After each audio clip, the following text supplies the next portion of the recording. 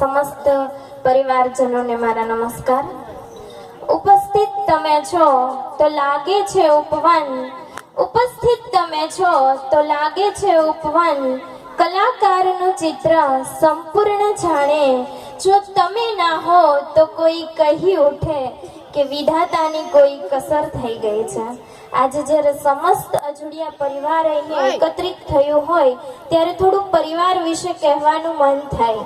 શબ્દથી દર્શાવી શકાય એ શક્ય ના, શબ્દથી દર્શાવી શકાય એ શક્ય ના. ક્યાં અમારી લાગણીનો તાગ છે, આપના માટે તો ફૂલો નહીં આખે આખા બાગ છે. પરિવાર એટલે શું? પરિવાર એટલે લાગણીનો સાગર, પરિવાર એટલે પ્રેમ અને લાડનો દરિયો, પરિવાર એટલે વટવૃક્ષની છાયા, પરિવાર એટલે એકબીજા સાથે ખુલ્લા હૃદયે સુખ અને દુઃખની વાત કરી શકાય તે. પરિવાર એટલે ઝાકળની ભીનાશ, પુષ્પની કુમાશ, લીલા ફૂટેલા નવા પાનની લીલી નજાકત અને ધુમ્મસની શ્વેત લીલાને જ્યારે હૃદયના ખલમાં ઘૂંટવામાં આવે અને તે પછી જે તૈયાર થાય તે પરિવાર. વિશ્વાસ, સંબંધ, હૃદય અને વચન આ ચાર જ્યારે તૂટે છે ત્યારે અવાજ નથી આવતો, પરંતુ આ ચાર જ્યારે મળે છે ને ત્યારે પરિવાર થાય છે.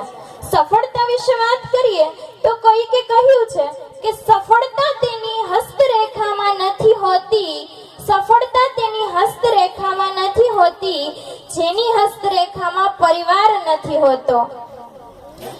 પૂરી દુનિયા આપણી સાથે હોય પરંતુ પરિવાર આપણી સાથે ન હોય તો જીવનમાં અધૂરપ જ લાગે. પરંતુ પૂરી દુનિયા આપણી વિરુદ્ધ હોય અને આપણો પરિવાર આપણી સાથે હોય તો પછી સફળતા તો આપણા નસીબમાં જ હોય. સફળતા વિશે ઘણું બધું કહ્યું છે. દરેક વ્યક્તિના મતે સફળતાની વ્યાખ્યા અલગ અલગ હોય છે. કોઈ ધંધાદારી વ્યક્તિને પૂછીએ તો તેના મન ધંધામાં મળેલી સફળતા એ સફળતા છે. કોઈ કલાકારને પૂછીએ તો તેના મન કલા સફળતા છે. કોઈ ગૃહિણીને પૂછીએ તો તેના મન ઘરમાં કરેલું અદ્ભુત કાર્ય તે સફળતા છે. પરંતુ હું તો એટલું જ કહીશ કે પરિવાર સાથે હોય, દરેક સભ્યના મન એક હોય, પ્રેમ હોય, ભાવ હોય અને પછી પ્રભુ પાસે એટલી જ પ્રાર્થના કરાય કે હે પ્રભુ, મારા હૃદયથી, મારી આંખોથી, મારા વચનોથી, મારા હાથથી કોઈનું પણ ખરાબ ન થાય અને પછી મને મારા કાર્યમાં જે મળે તે સફળતા. એ ઉપરાંત એક પંક્તિ છે કે જીવન એ 52 પત્તાની વાત છે, જીવન એ બીજું કંઈ નથી 52 પત્તાની વાત છે. એકો દૂરી ગુલામ બાદશાહ, ભાગ્ય તણી સોગાત છે. કોઈ કહો નહીં કે નબળા પાના મળ્યા અમારે હાથ છે. કળા શીખી લો રમવાની તો જીત તમારી સાથ છે.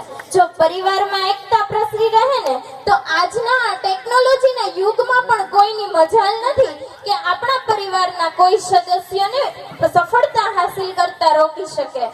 અરે મોતની તાકાત સી કે મારી શકે, જિંદગી તારો ઈશારો જોઈએ. જેટલે ઊંચે જવું હોય માનવી તેટલા ઉન્નત વિચારો જોઈએ. તેથી જો પરિવાર સાથે હોય તો સફળતા સરળતાથી પ્રાપ્ત કરી શકાય. ભારતીય સંસ્કૃતિ વિશે વાત કરીએ તો ભારતીય સંસ્કૃતિ એ અતિ પ્રાચીન અને સમૃદ્ધ સંસ્કૃતિ છે. સમગ્ર સંસ્કૃતિઓની માતા એ ભારતીય સંસ્કૃતિ કહેવામાં આવે છે. બીજા દેશોની સંસ્કૃતિ ધીરે ધીરે નષ્ટ થતી જાય છે, જ્યારે ભારતની સંસ્કૃતિ આજે પણ અજર અને અમર બની રહી છે. ભારતીય સંસ્કૃતિના કેન્દ્રમાં માનવ છે. તેથી માનવ એ પ્રકૃતિ, સંસ્કૃતિ, સમાજ, રીતિ રિવાજો, મૂલ્યો, વારસો વગેરે સાથે સંકળાયેલો રહે છે. અને આજના ટેકનોલોજીના યુગમાં પણ આપણી આ સંસ્કૃતિ જળવાઈ રહે તો એ અતિ મહત્વનું છે. પરંતુ આજના ટેકનોલોજીના યુગમાં આપણી સંસ્કૃતિ ધીરે ધીરે નષ્ટ થતી જતી હોય એવું લાગે છે. પહેલાના યુગની વાત કરીએ તો પહેલાના જમાનામાં અતિથિ દેવો ભવ, મહેમાનોને દેવો સમાન ગણવામાં આવતા. કાઠિયાવાડનો એક દુહો છે કે કાઠિયાવાડમાં કોક દી ભૂલો હે ભૂલો તું પણ ભગવાન, હે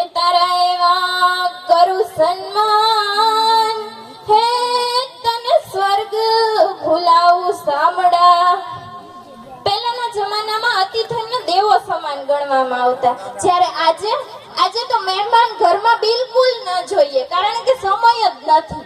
અને સ્ત્રીઓને તો ખાસ ઘર બગડી જાય. ખાસ તો પહેલાના જમાનામાં 56 જાતના ભોજન બનાવવામાં આવતા, અને લોકગીતમાં કહેવાયું છે એમ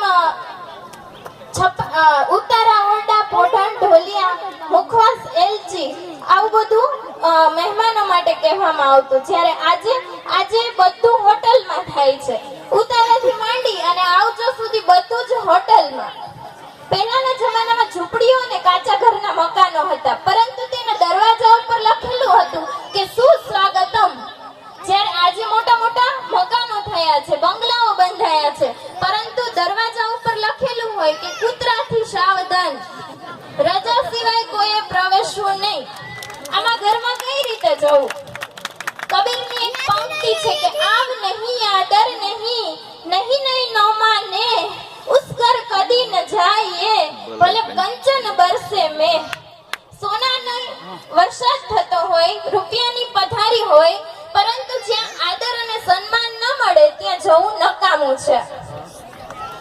આંતરજ્ઞાતીય લગ્ન વિશે થોડી વાત કરીએ તો આજના સમાજમાં સાક્ષરતાનો દર ધીરે ધીરે ઊંચો આવતો જાય છે, પરંતુ સાક્ષરતાનો દર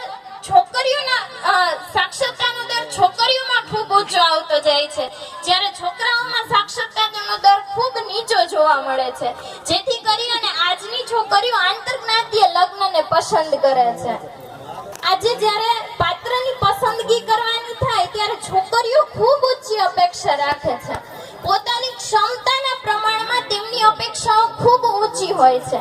પાત્રની પસંદગી કરતી વખતે છોકરો એજ્યુકેટેડ જોઈએ, જમીન જોઈએ, બંગલા જોઈએ, મકાન જોઈએ, અથવા તો સારો બિઝનેસમેન જોઈએ, અને આપણા પાટીદાર સમાજમાં તો જમીન હોવી જ જોઈએ એવી માન્યતા છે. આવું ન મળે એટલે દીકરીઓ આંતરજ્ઞાતીય લગ્નને પસંદ કરે છે. અને કહેવાનું એટલું જ કે જો જ્યારે પાત્રની પસંદગી કરવાની થાય ત્યારે દરેક દીકરા દીકરીઓને વિનંતી કે આપણા પાટીદાર સમાજમાં જ પોતાની ક્ષમતાના મુજબમાં પાત્રની પસંદગી કરવી જોઈએ, જેથી કરી અને આપણો પાટીદાર સમાજની સંસ્કૃતિ ખોરવાય નહીં. અને આજના ટેકનોલોજીના યુગમાં બાળક છે એ ખૂબ જ ટેકનિક થયો છે. મન છે એ મર્યાદા મૂકીને ચંચળ બન્યું છે. આજના બાળક જેટલો ટેકનોલોજીનો સદુપયોગ કરે છે એટલો જ સામે તે દુરુપયોગ પણ કરે છે. આજનો બાળક છે એ ફેસબુકમાં 4 કલાક બેસે છે, પરંતુ બુકને ફેસ નથી કરતો. ગૂગલમાં બધું ગોત્યા કરે છે, પરંતુ મા બાપના સપનાઓ એમાં નથી મળતા. તેથી દરેક વડીલોને વિનંતી કે પોતાના બાળકને યોગ્ય ઉંમરે ટેકનોલોજીનો ઉપયોગ કરતા શીખવે. અને અંતે તો એટલું જ કહેવાનું કે આજે છે સ્નેહ મિલન સમારોહ, લાગે છે ખુશીનો દિવસ છે અનેરો, આજે તો દિવસે પણ ચમક્યો છે સિતારો, આજે તો ભગવાન પણ જોઈ રહ્યા હશે આ નજારો. બસ જો તમારા હાસ્યનો મળે લસકારો, તો અમારા હૃદયને થાય હાશકારો. આજે છે સ્નેહ મિલન સમારોહ. અસ્તુ. ખૂબ ખૂબ ધન્યવાદ.